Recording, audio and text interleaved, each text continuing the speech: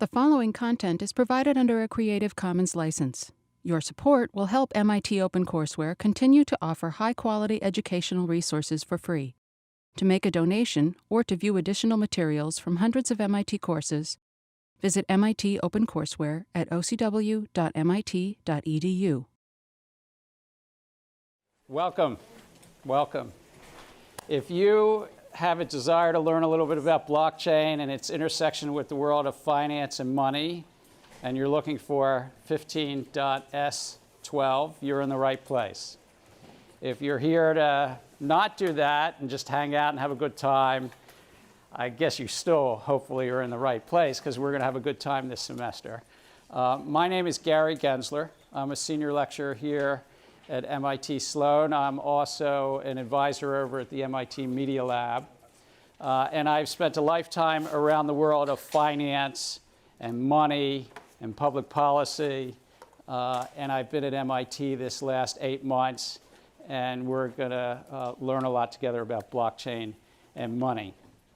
We're going to have a little bit of fun here and see what we're going to do. So we're talking about blockchain and money.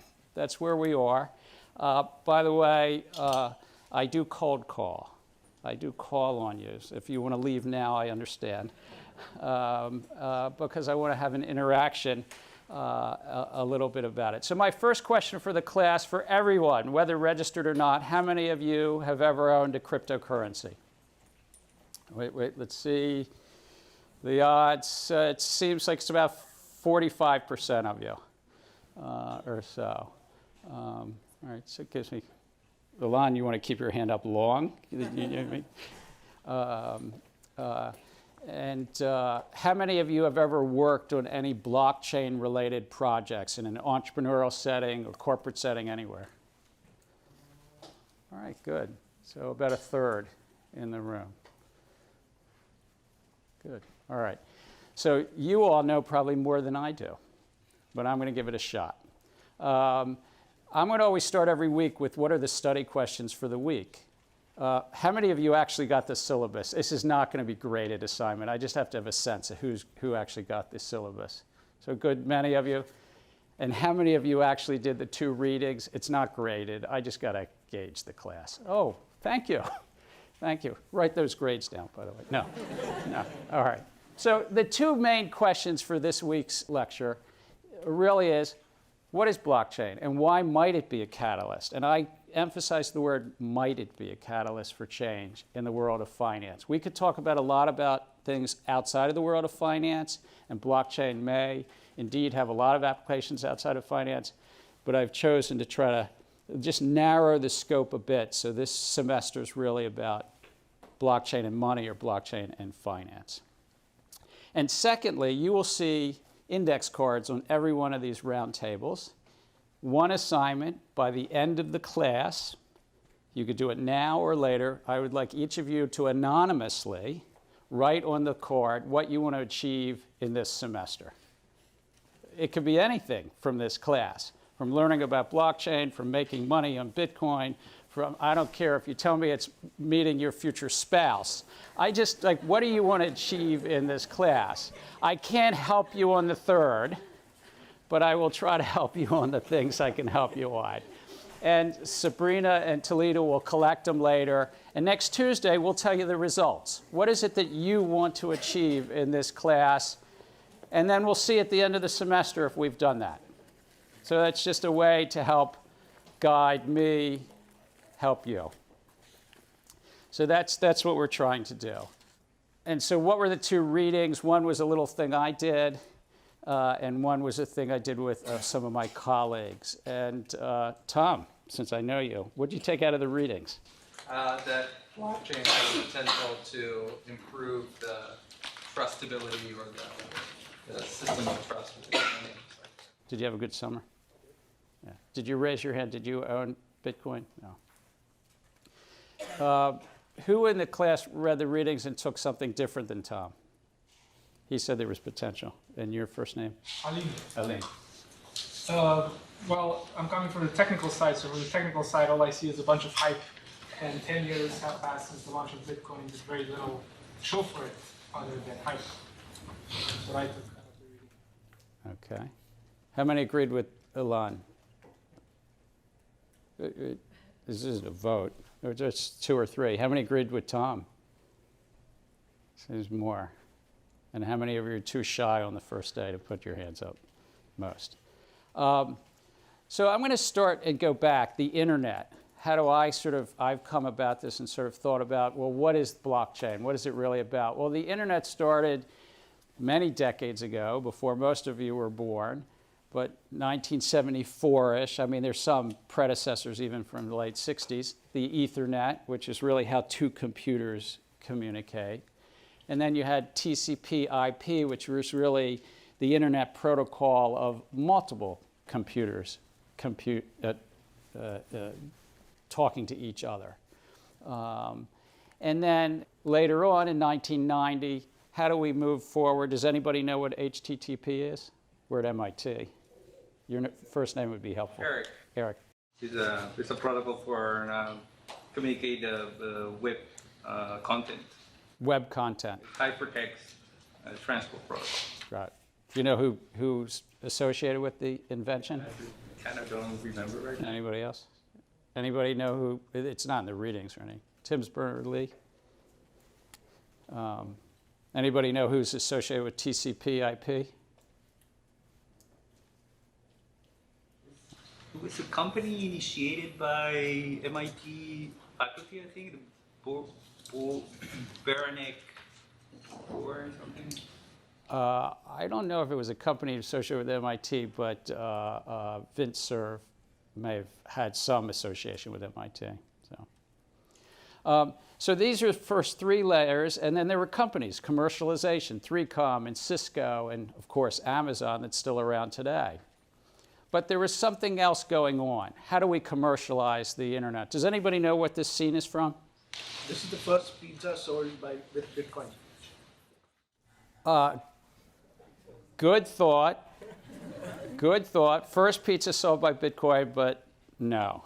Is it from that movie Hackers or something? All right, movie Hackers. I think it's from Net. The Net. Do you know? Have you ever seen the movie? It's not a good movie.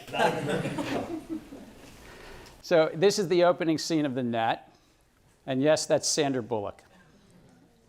And the year is 1995. It's a cyber thriller. A president's involved, the Defense Department's involved, and so forth. But actually, Pizza Hut is associated with the very first online sale, anywhere in the world. They started something called Pizza Nut. This was the screen, by the way. If you wanted to go on, you could order your pizza, but there was one problem. Does anybody know what the problem was with PizzaNet? I mean, maybe there were multiple problems. No, Alon, I've caught on you. You couldn't pay online? You couldn't pay online. Nobody had figured out how to move money online. You had to pay when you showed up with the pizza. So now I'm going to talk a little bit about cryptography. We're going to spend a lot of time on cryptography. It's cryptocurrencies and the like. What's your name? Jihi. Gigi? Jihi. Jihi. What's cryptography? I would assume that that's something cryptic. Cryptic. All right, now you got it. You got to start there. Anybody want to help Gigi out? Does anybody want to help Gigi out? Yeah, tell me your first name. We're going to figure out how to have everybody have nameplates by next week, but we'll work with Ryan and do it that way. But Idea. Yeah, it's the technology or the science behind encryption and decryption codification. So how do you encrypt a particular text such that it's not readable by someone else without having the decryption code? Okay, so it's how do you encrypt something so it's not detectable by others? Or in essence, it's communications in the presence of adversaries. You have an adversary who wants the communication, you want to communicate and not let your adversaries know that communication. And this is true for ancient times. So in ancient times, there was something called the cipher. And this was a way that you take a piece of leather or a piece of cloth and have a lot of letters. And both sides, you'd encrypt and decrypt because there were different measurements of the cylinder. Has anybody seen the movie Imitation Games? All right. The Enigma machine. Now, the movie was wonderful because it said Turing cracked it, and he did help crack it in an automated way, but actually the Polish government had cracked it in the 1930s before they fell to the Germans. And Turing built on all of that and cracked it further. And then in the 1970s, and this was here at MIT to some extent, there's private key, public key cryptography, which I'm not going to dive into today, but it's the heart of Bitcoin and blockchain. It's at the heart of the internet. But it's about, the key thing is communications in the presence of adversaries. How do you keep a secret when everybody wants in and get that information? And there's a long history, and MIT's at the center of a lot of that. A lot of early cryptography failed on the internet. In the early 90s and late 80s, David Chaum and others tried to do things, and we're not going to debate these today, but you'll have one reading, I think it's either next week, which will give you that history, and it's worthwhile knowing about the history of failure. But cryptography is the reason why the internet works today. Does anybody want to tell me what SSL and TLS is? Do we have any computer scientists? Remind me your first name. Eric. That's the protocol that mounts on top of the TCP/IP stack to provide encryption using asymmetric keys, which is public key infrastructure cryptography. That's secure socket layers, transfer. Right. So it basically uses asymmetric cryptography, which we're going to talk about 2 lectures from now, but it secures the whole internet. So all of a sudden you could deliver the pizza and get a passcode. And I have to tell you, I never knew how this worked before I was at MIT. So PayPal came along in 1998. I mentioned this, a whole bunch of other digital currencies then failed. But some of these people who we'll read later, like we'll read Nick Szabo's piece on smart contracts later, Adam Back, who created Hashcash, some of these innovations were what Satoshi Nakamoto later used. Some innovations which were really helpful and worked were Alipay and M-Pesa. Does anybody know what M-Pesa is? I think it's used in Kenya as like mobile cellular enabled cash. Right, right. In essence, they found out in Kenya, this was 10, 12 years ago, that people were trading mobile minutes. They were unbanked, but they had cellular phones, and they were trading their minutes as a form of currency.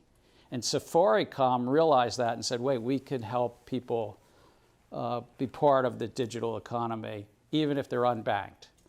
And in Africa today, a half of the adult population, according to World Bank figures, is still unbanked.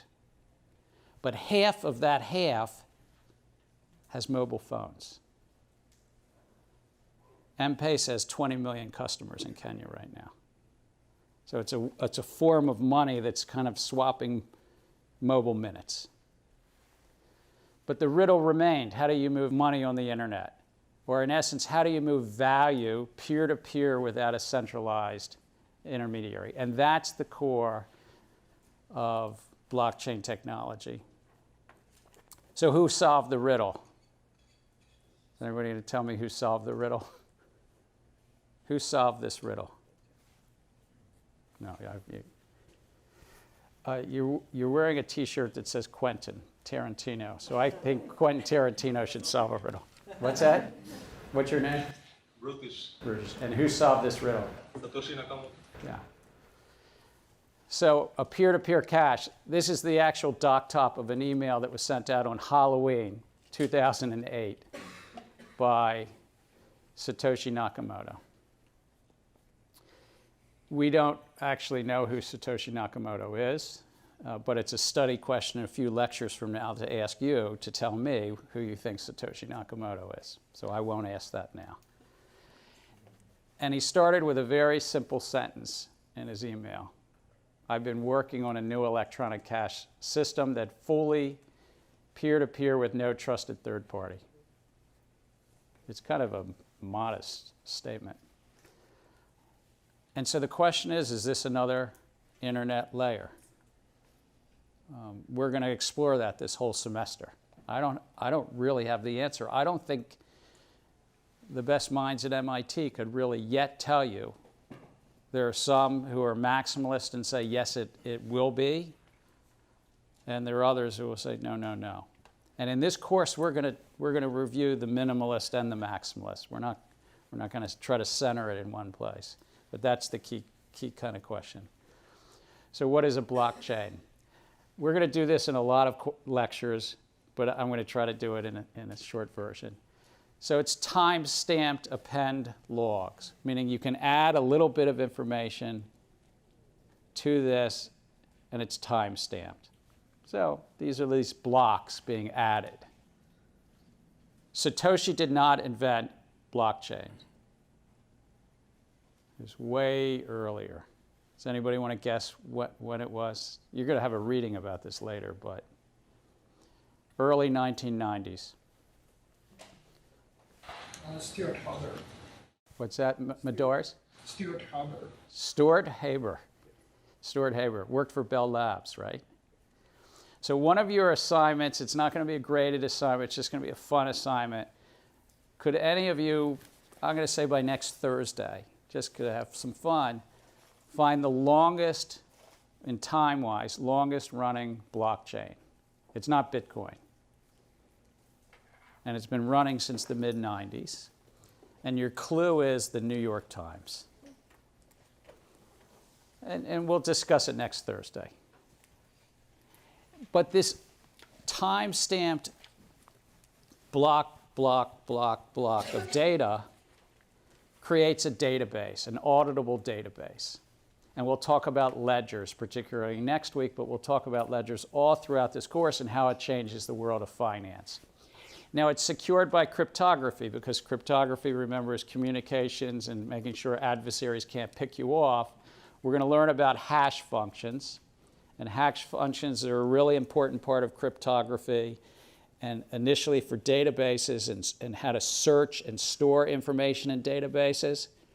But in this circumstance, hash functions were the way to not only append the next block to the prior blocks, but really importantly, to compress data, to make it more manipulatable, and to verify it.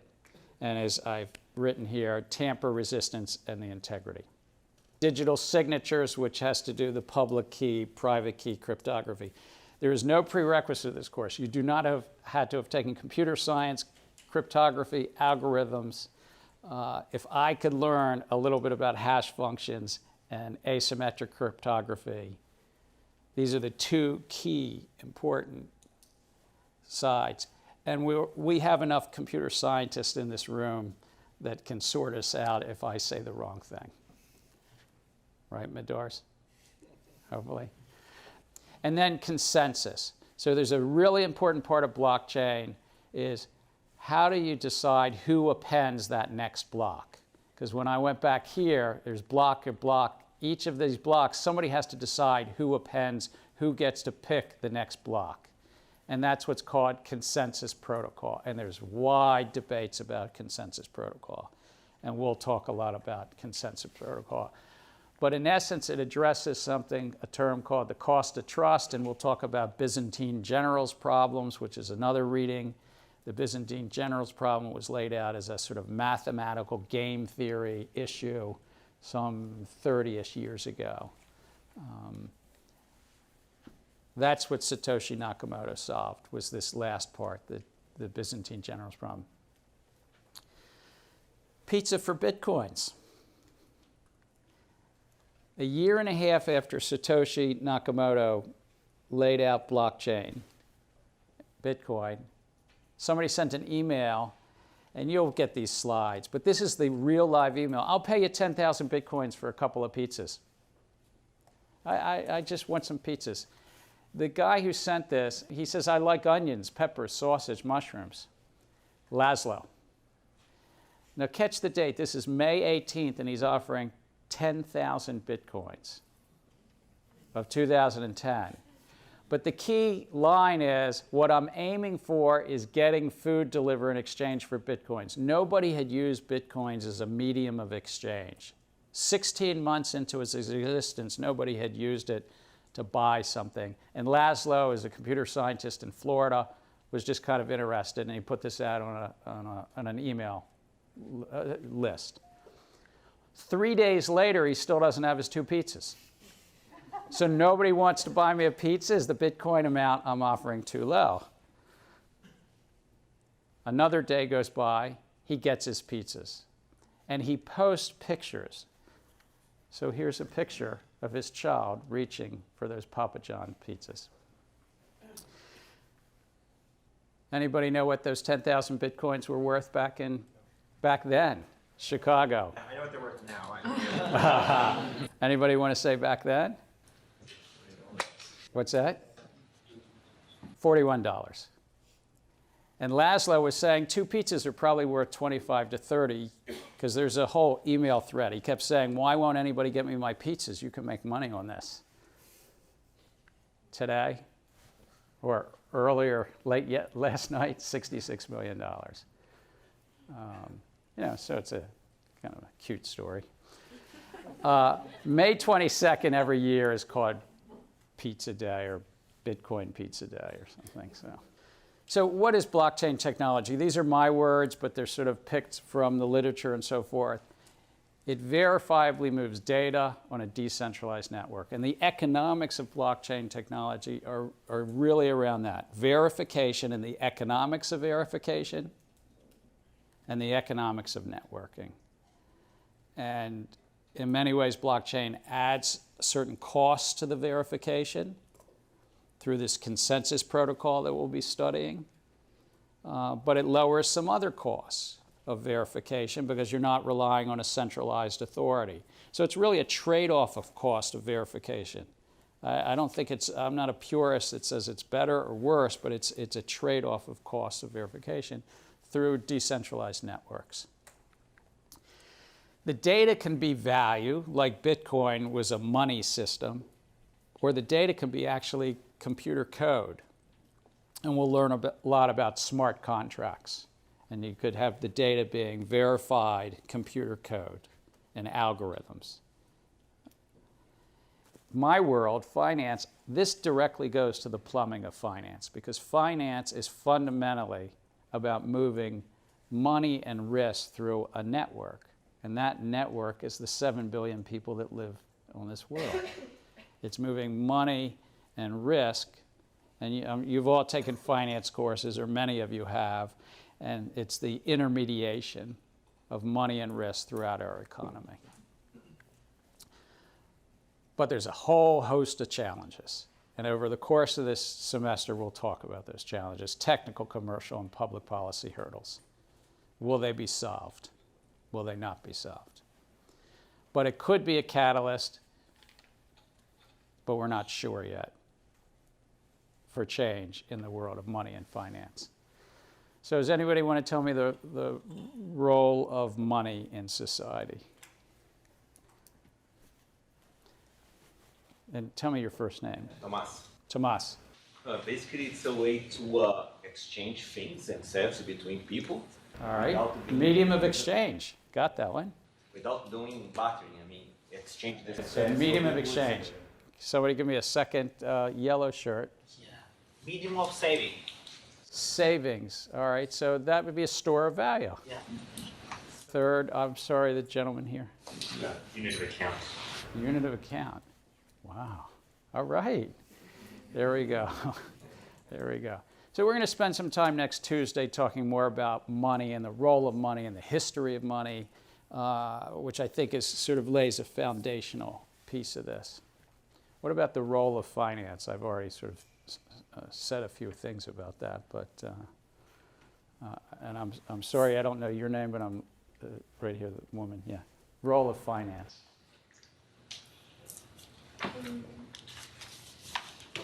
Sorry, I'm not going to tell any finance professor what your answer is. To raise money. To raise money. So keep going. Anybody else want to? Connect savers and borrowers. Connect savers and borrowers. So connecting is sort of moving money, moving. Make valuations. Valuations. So that's the pieces of it. It's sort of moving, making valuations. I use the words moving, allocating, and pricing. Pricing is the valuations of money. But let's not forget it's also about risk. When you buy insurance, that's a transference of risk. When you buy an equity stock, that's a transference of risk. If you enter into a complex credit default swap, that's a transference of risk. So finance is not just the movement of money, it's the movement of risk as well. Throughout the economy, and I always think finance, I've thought this when I was at Goldman Sachs for 18 years, that finance sits at the neck of an hourglass. And it's why it collects so much economic rents from society, because when you sit at the neck of an hourglass and billions, literally trillions of grains of sand go by, if you collect some of those grains of sand, you get uber wealth. And those are for other classes, but finance can collect a lot of economic rents. The financial sector, though, has a bunch of challenges. We'll have one lecture later in the semester about some of those challenges, and we have a reading. I think Sheila Baer wrote something recently that I asked you all to read later in the semester, but we'll talk about the financial crisis and some of the problems. But it's had a lot of crises. Fiat currencies have a lot of instabilities, of course. We have centralized intermediaries, as I laid out, and we'll talk about, collect a lot of economic rents.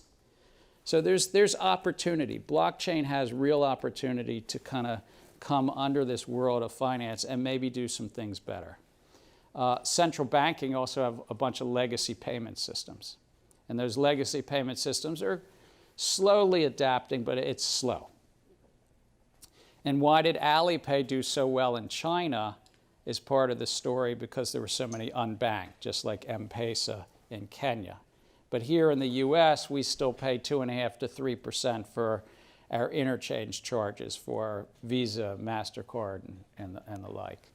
And a lot of clearing and settlement still has a lot of counterparty risk.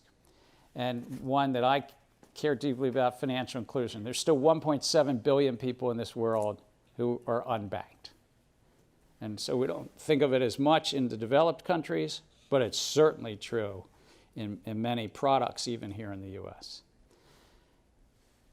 And these are, to me, the opportunities. Finance is 7.5% of the US economy. That's $1.5 trillion of revenues. So any of you that are thinking about entrepreneurial opportunities, the payment system just here in the US is 0.5% to 1% of our economy. That's $100 to $200 billion of revenues. I think Visa is about 18 billion. Just to, but when you add up the whole payment system, that's $100 to $200 billion in payment revenues. So that's kind of the opportunity. Can blockchain technology come in? It's got problems, it's slow, it's performance issues still, but can it compete with that? Here are some of the problems the financial sector would say with blockchain. These are real live things that we're going to study later in the semester. They say it doesn't have the performance, scalability. A modern payment system, you need to be able to move about 100,000 payments a second. A modern securities clearing, the Depository Trust Corporation, the Securities and Exchange Commission says, you do about 30,000 transactions a second, but we need you to scale, and your computers and everything have to be resilient to 100,000 transactions a second. Bitcoin, you can do about 7 transactions a second. Visa currently, depends on the second, does anywhere from 20 to 70,000 a second. So it's just a sense of scalability and performance. We might get there. It might be 3 to 7 years away. I'm optimistic, but there's still a bunch of performance and scalability issues. Privacy and security. Blockchains, by their nature, are public. So they're not fully censorship resistant, but there's a lot of innovation about making them more private. But then that makes the public sector a little nervous. interoperability. They don't necessarily work yet with other legacy systems or with each other. The internet, one of the great innovations of the internet, it became interoperable, that all of these different websites could kind of speak with each other. Governance is a very big issue we'll talk about. And one of the things about governance is it's hard to update the software of a blockchain. Because if you create a decentralized where no one's in control, no one can collect economic rents, you also don't have sort of somebody with the ability to necessarily update the software. And we'll talk later about how Bitcoin updates its software and what Bitcoin core developers are and so forth. But Facebook, you do know one thing, though they're a company that collects a lot of profits and economic rents off of their 2 billion members, they know how to update their software. It's a governance issue that's a real life a challenge. And that's why the financial sector says, I'm not sure this works, this is ready yet for me. And then thus, what are the commercial use cases and what are the public policy issues? So right now, the financial sector favors permission blockchains versus permissionless. This is going to be about 4 weeks from now. We'll kind of go through these two differences, but I want to just frame this briefly. Permission blockchains have a known group of people who actually participate. The half of you that said you've owned Bitcoin, you know it to be something where anybody can update the ledger. Permission blockchains, you can't do that, in essence. You pick the 3 or 20. The Australian Stock Exchange is updating their clearing and settling. They announced they're doing a blockchain project. They're doing it with digital assets. And they're using the Hyperledger blockchain, which is an IBM software, open source software. But the Australian Stock Exchange is going to put it on 3 computers, which is called 3 nodes, that they control all 3 of them. The Depository Trust Corporation is looking at blockchain-inspired solutions for some of their data warehouses, but they too are going to control the nodes. I'm just giving it, that's permission blockchains. There's nothing wrong with that. That's just how they're looking at this. Permissionless blockchains are like Bitcoin. Unknown participants, securities based on incentives, a cryptocurrency, and crypto economics. Crypto finance is about 200 billion, but you have to update these slides daily. 2 days ago, it was 230 billion. And this little pie chart is a little over half is Bitcoin. The next slice is something called Ethereum, and then Ripple, and down the line.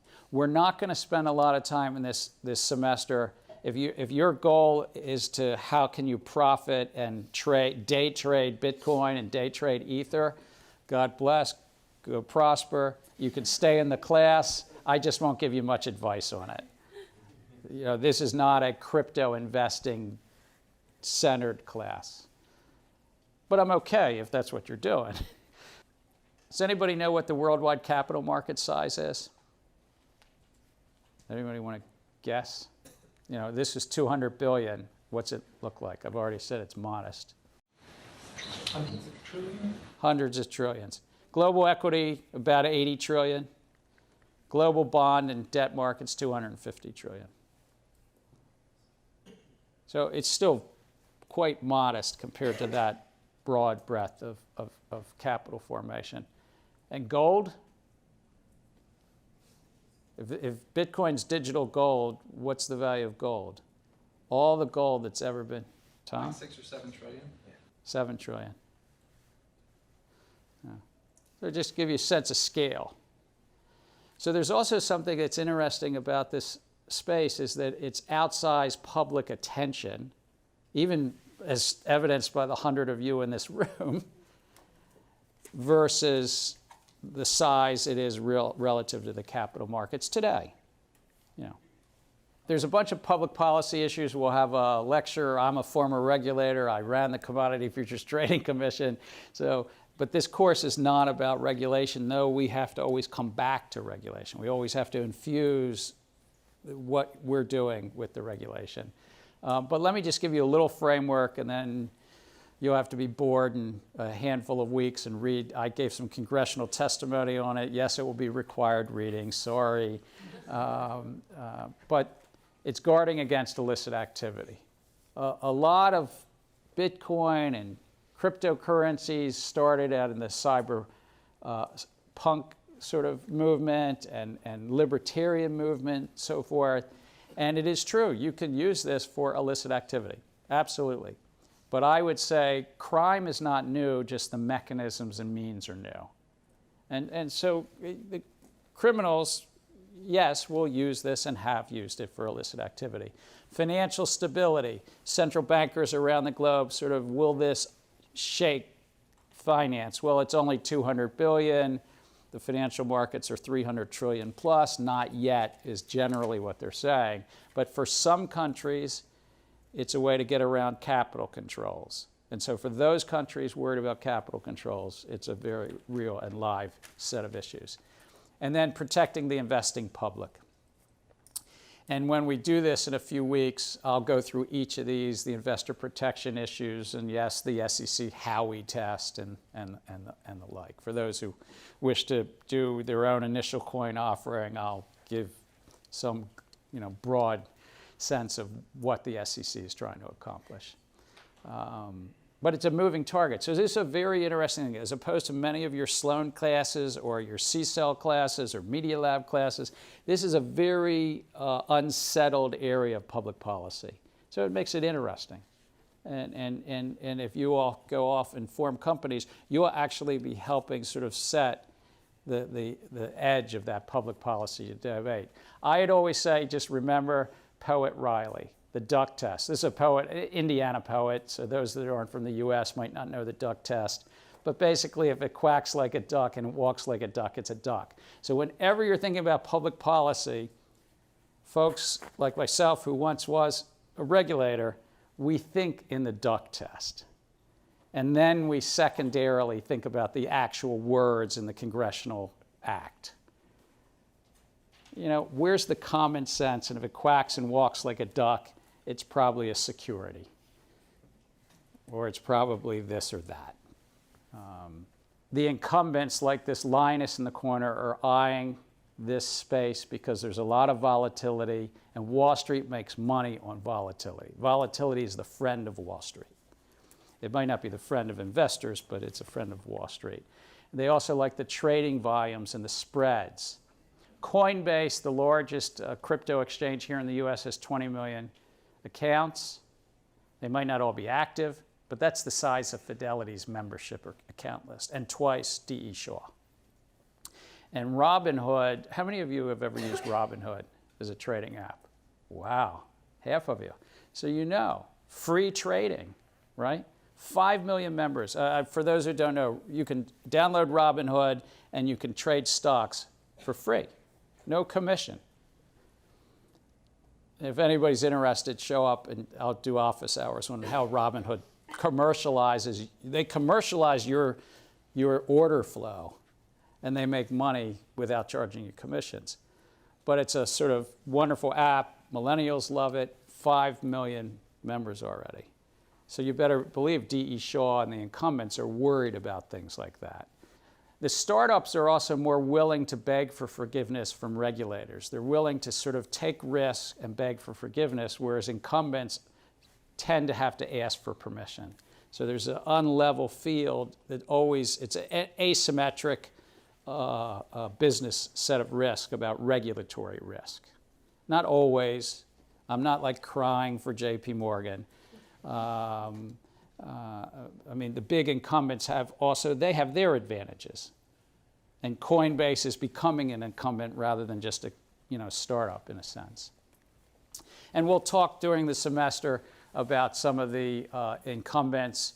We're probably going to get Jeff Sprecher here in mid-November. He's going to talk to you about what Intercontinental Exchange and the New York Stock Exchange is doing with Starbucks and Microsoft and the like. The financial sector use cases, I'm not going to go through these, but this is the second half of the course is going to go through each of these, and we'll do 1 to 2 sessions on each. Payment systems, central bank digital currency, secondary market trading, The venture capital and initial coin offering space, we'll do a course on that and move through.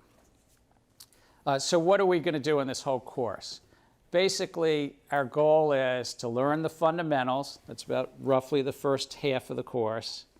Pivot to 2 sessions on the economics. We're going to be talking about the economics throughout the whole course, but I want to really just drill down on the economics on 2 of the discussions. And then riff through the financial space for the second half. That's our journey together. To me, it's for anybody who wants to gain critical reasoning skills. This is not just kind of a, hey, this is going to change the world and revolutionize everything class. And so I basically think of an old Defense Department term called ground truths. It's when the general doesn't really know what's going on, but needs to figure it out and needs to talk to that, that corporal on the ground who's got dirt, all over him and has been shot up and says, here's the real ground truth.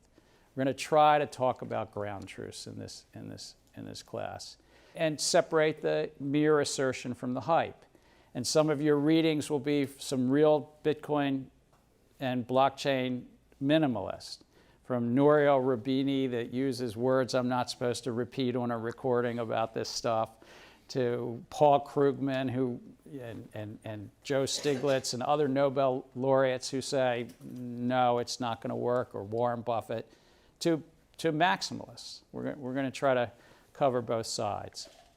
Larry Lessig is honoring me because he's in the back of the class, who's an enormously esteemed professor from Harvard. I didn't know Larry was going to be here, and I did this slide before, but in 1999, I think you wrote this book, Larry? Is that right? Code and Other Laws of Cyberspace. I put you on the... But I think it's worthwhile to think about Larry's 4 bits here. And I don't know, Larry, if you want to say anything, but I'm going to try to infuse this course in just how you think about this. The tech, we're at MIT, the technology, and we're going to get you a lot of technology. If you want more than I can give you is a former finance sort of type my whole life, there's going to be a bunch of computer science people in the class. We're going to hook you up together with the folks from the Media Lab and CSAL and try to connect you to the technology side if you want to swim deeper in that pond. But the technology really, really matters. And that's why we are going to go through hash functions and go through asymmetric cryptography and so forth from a business perspective. Markets matter. Why is it that incumbents or startups are or are not doing this and that? Why is it 10 years in and nobody's got an enterprise-wide solution yet to payments that use blockchain? The law matters. The public policy side matters. And the fourth of Larry's layout, social norms. That's a little harder for me to teach. That's not what this class is about, but it also affects all this. It's not just the technology, the markets, and the law.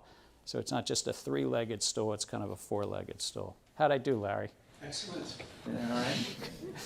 I really didn't know Larry was going to be here. So, but I wanted to give you a framework for how your faculty member thinks, and we'll be on this journey together. Range of perspectives. We're not going to be a Bitcoin minimalist or maximalist.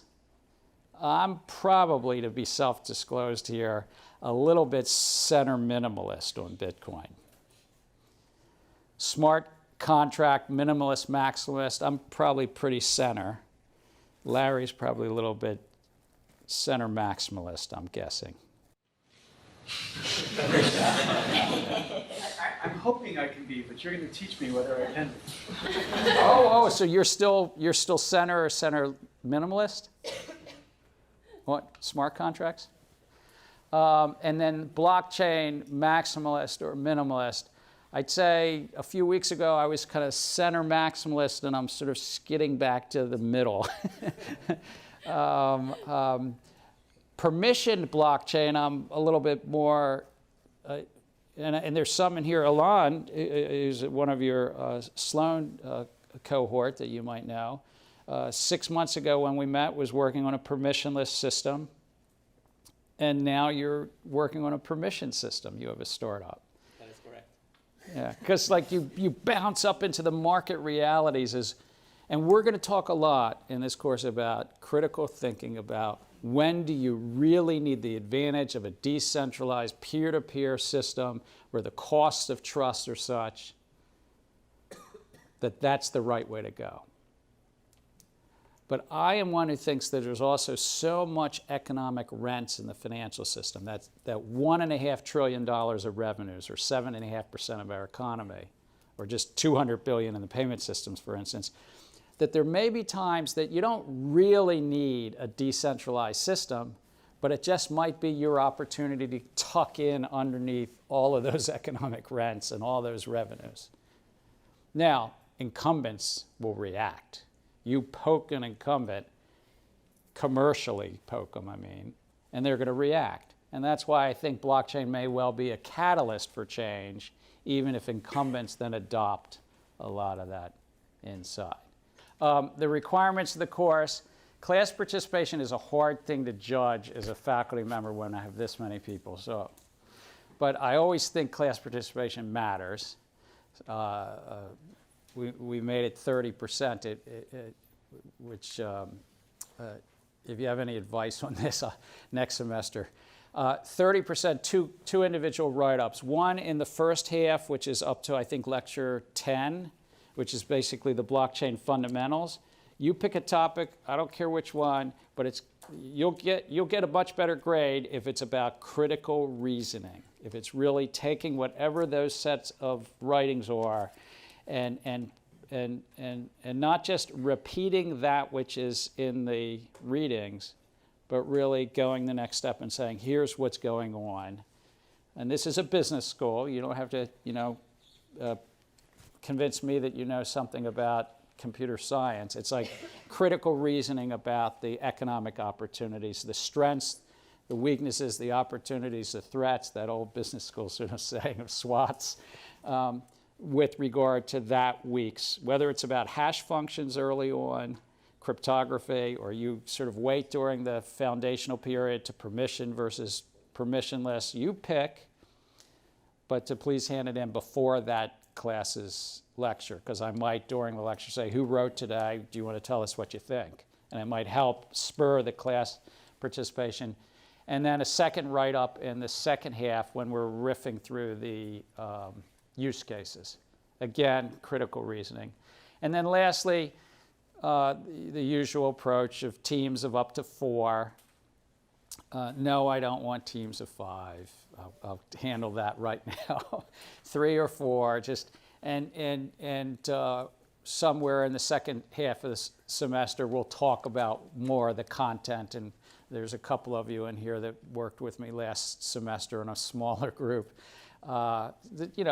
I want you to do well, so I'm going to sort of give you a sense of like, what do we want to do? But it's basically, the idea is you're an entrepreneur or you're an incumbent, and what sort of use case are you going to pick?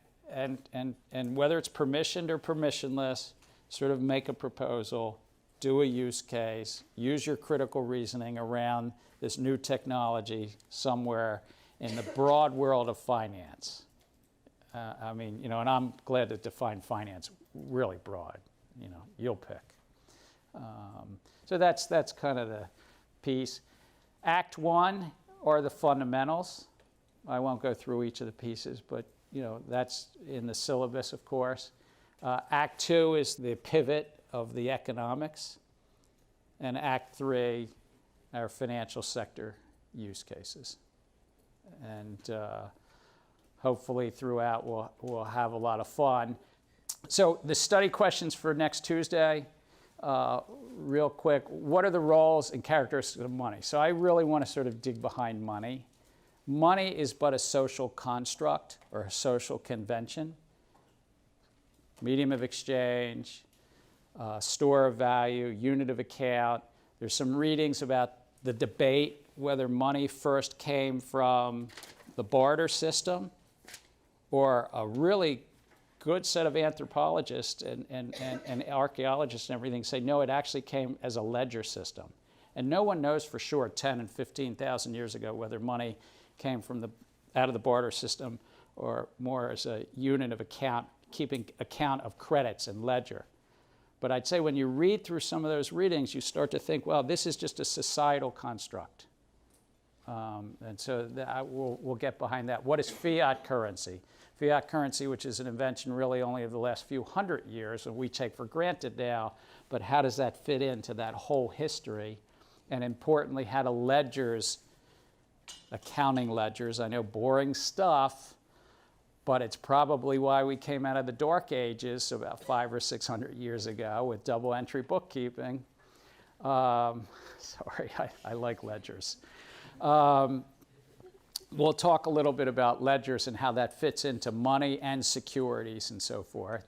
And then layering in how Bitcoin fits on top of that history. Next Tuesday is not deeply about Bitcoin. It's just a little dollop on that. There'll be 5 or 6 readings. One of them is a 3-minute video. The third one, it's fun. Watch it. It's just a funny little video on what money is. There's no need to read Nakamoto's full paper. When I said the email, I mean just the cover email. It's 1 paragraph. My goal in the readings each week was not, in each session, was by and large try to keep less than 50 pages. You'd say, you're going to look sometimes and go, it looks like it's more, and maybe it is. I figure you're all going to figure out for yourself how to sort through the depth of your knowledge. But I will predict that some of you, maybe as much as a quarter or a third of you, are going to go down a rabbit hole one day. And you're going to be doing blockchain for the next 48 hours and you won't know where the time went. Because it is an addiction at some point that some of you will get, because it's this curious notion. I'm not predicting that infirmity for all of you. I'm just saying some of you will have that happen to you. So occasionally I have readings just, why, Ilana, it's happened to you? I think so. Let me just conclude and then take any other questions that might up there. Blockchain, I think, does provide a peer-to-peer alternative. I think that, I hope Larry, I'll be able to convince. It does provide, and that peer-to-peer alternative addresses cost of trust. It doesn't mean it's the only way to address cost of trust, but it addresses cost of trust. The financial sector does have challenges. Not just that it has 7.5% of our economy in the US and similar ratios around the globe, but resilience, how it survives shocks, the financial crisis and things like that are real, and inclusion. 1.7 billion people unbanked, but then if you look at other products, who has access to credit cards and mortgages and the like. And then fiat currencies, Ken Rogoff and others have written a lot about the instabilities that come that fiat currencies, and we'll talk about some of the history and why central banks exist and how they came about. Next key point is we already live in an electronic age. Satoshi Nakamoto and Bitcoin didn't create electronic cash. Electronic cash, I mean, Sandra Bullock couldn't pay electronically. That was 1995. They did a sort of B-rated movie about it all. But by today, you pay your tuition online. Those of you who work get paid online. You pay your auto loans online. Most of our lives are electronic cash. Not 100%, but in some countries like Sweden, it's getting very close to 100%. We'll learn together and discover that money is but a social and economic consensus. Blockchain technology along to crypto finance might be a catalyst for change, and then much masquerades as fact, but it's only mere assertion. We're going to try to sort through, those differences. That doesn't mean that all of you are going to walk out agreeing with Paul Krugman, a Nobel laureate, or Nouriel Roubini that this is just a bunch of nonsense. Some of you might, by the way.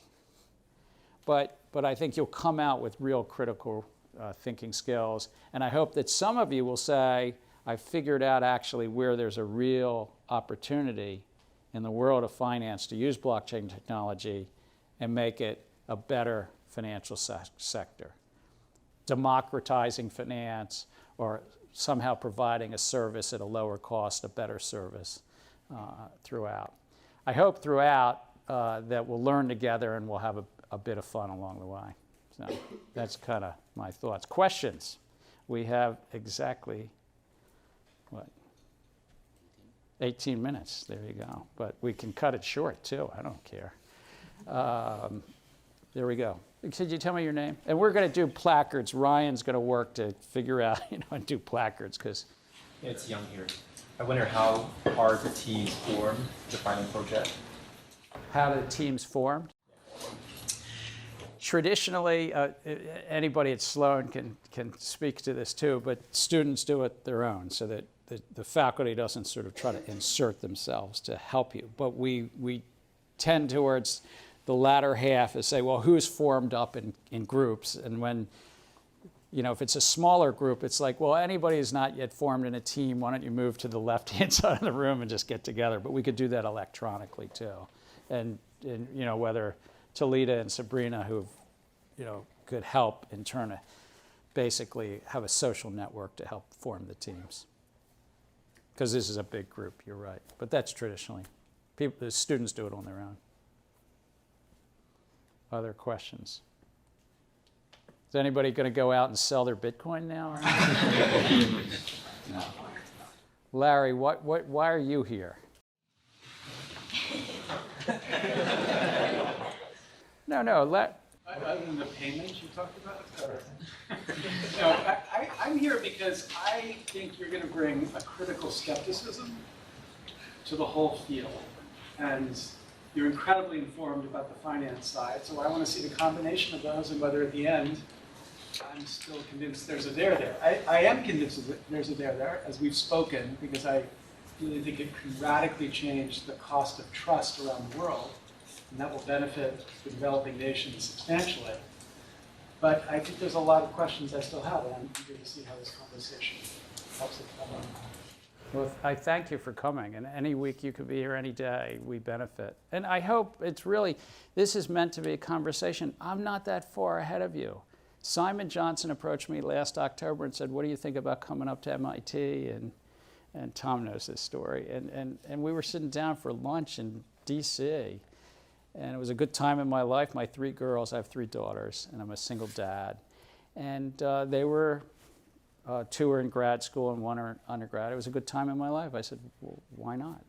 Come up here and get engaged in this digital currency initiative over at the Media Lab. And I've spent a life. I was 18 years at Goldman Sachs on the investment banking side, helping people buy and sell companies called mergers and acquisitions. And then I went to the trading side, fixed income, and went off to Asia and did I ran the fixed income and currency and swap trading in Asia. And then my last job was the co-finance officer. So we were about $250 billion balance sheet at that time. Goldman Sachs, this is. We were so private, which meant if we lost money, we were personally, I was a general partner, was kaput. That's a technical word. And, but we had 700 legal entities and 1,000 people who could commit the capital of the firm. Those are people we generally call traders. But, it was a fascinating period of time. I then went on to public service because Bob Rubin knew that I'd be a soft touch to service. He was the Treasury Secretary. I was a former partner at Goldman Sachs. And I went off to the U.S. Treasury as an assistant secretary and undersecretary in the late 90s, a little different times than we have now for many reasons. But we were paying down the debt. We were dealing with the Asian debt crisis, long-term capital management, the Russian debt crisis. It was sort of a fascinating period of time. I worked on a bill with John McCain. I didn't get to know Senator McCain that well, but it was just remarkable to work with even for a short period of time, called e-signature. It was a bill that basically said you can sign everything electronically. And he was the chair of the Senate Commerce Committee at the time. It was a wonderful, sometimes in government, you can work on small things. I worked on the redesign of the currency. And I could tell you stories about why it looks the way it does and how you can redesign paper currency. And for a future lecture, I'll tell you the one design feature that it's still in the currency, and you can visually see it. It's 'cause, and when I asked for it, the fellow that ran the Bureau of Engraving said, why? And I said, because it looks better, and I'm the guy that's approving it, and maybe can we get it done? Can we work this out? And it did look better, and he loved it. He was worried about the political risk of doing it. It was a better design. He just was, I said, I'll cover you politically, let's do it. But then I worked with Paul Sarbanes and what became Sarbanes-Oxley. I was his senior advisor. I worked and kicked around some political campaigns. We lost 2 of them. That would be the 2008 Hillary campaign and the 2016 Hillary campaign. I was her chief financial officer. I was in 2008 a senior advisor doing economic policy and outreach and hand-holding and, oh, gosh. And then in the middle of those 2 campaigns, I ran something called the Commodity Futures Trading Commission, which was post-crisis. What do we do? This is a real public policy shortcoming. And I looked at it as an opportunity to, as I said, democratize finance a bit and lower risk. And so we tried to bring transparency to a $300 or $400 trillion market called swaps, which are just contracts for transference of risk. And they're a form of a derivative that were unregulated. And we were trying to bring transparency to that and lower risk through central clearing. So that's sort of my professional life. And as I said, I got 3 daughters, and they're well situated. So when Simon said, come on up, I said, great. And I love MIT. It's just terrific. And you all are great. Unless there's other questions, I'm going to let you go early. I don't.